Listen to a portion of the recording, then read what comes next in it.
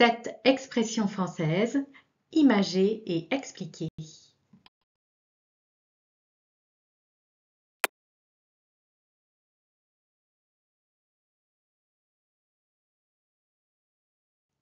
Haut comme 3 pommes.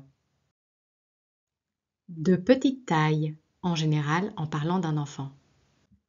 Il n'était pas haut comme 3 pommes, qu'il s'exprimait et se comportait déjà comme un adulte. L'origine de l'expression n'est pas connue. On la trouve dans la littérature des années 1910, comme dans La Vagabonde de Colette, où elle est utilisée pour décrire un adulte de petite taille.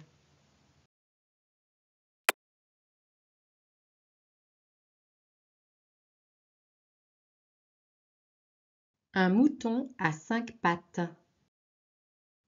se dit d'une personne ou d'une chose aux qualités exceptionnelles et difficiles à trouver. On dit aussi une perle rare ou un oiseau rare. L'entreprise cherche un mouton à 5 pattes pour ce poste. Une biologiste trilingue, jeune et sportive, prête à se lancer dans un tour du monde à la voile. L'expression est attestée au XIXe siècle et popularisée en 1954 par le film éponyme de Henri Verneuil. Mais depuis le Moyen Âge, des variantes au sens similaire font référence à des moutons à 5 pieds.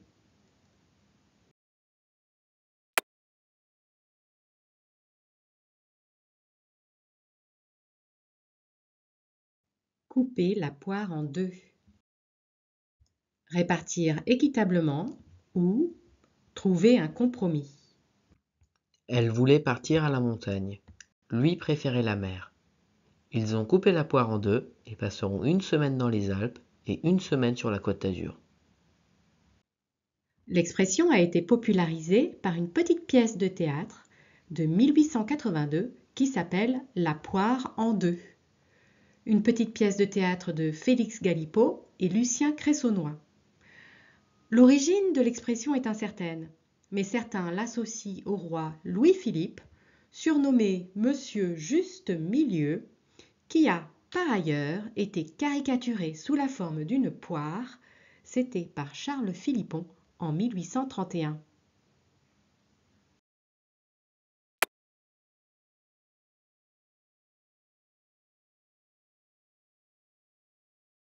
Une querelle de clocher. Pour parler ironiquement d'une querelle locale, souvent triviale et mesquine. La décision de changer l'emplacement du marché hebdomadaire a déclenché une querelle de clochers au sein du village. L'expression date du XIXe siècle. Le clocher, comme emblème du village, renforce l'idée que la querelle est localisée, sans grand intérêt ni impact.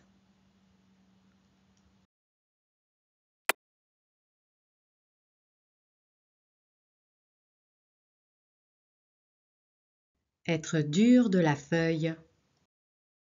Se dit familièrement de quelqu'un qui entend mal. Mon grand-père est un peu dur de la feuille. Nous devons parler bien fort et souvent répéter pour nous faire comprendre. En argot, la feuille de chou désigne l'oreille.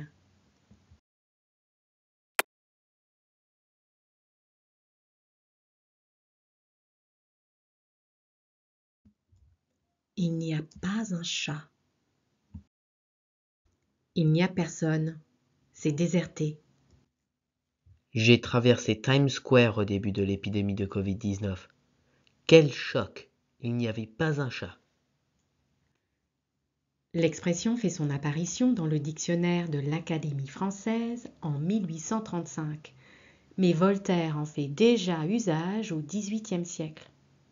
En Allemagne, on dit « il n'y a pas un cochon », en Italie, « pas un chien ». Et la dernière,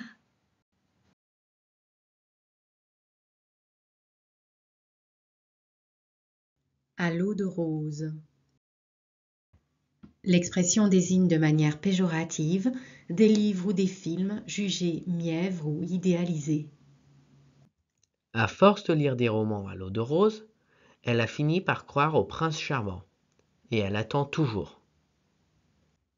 À l'eau de rose daterait de la fin du XIXe siècle, mais on trouve la variante à l'eau rose au XVIIIe siècle, notamment dans l'œuvre de Voltaire.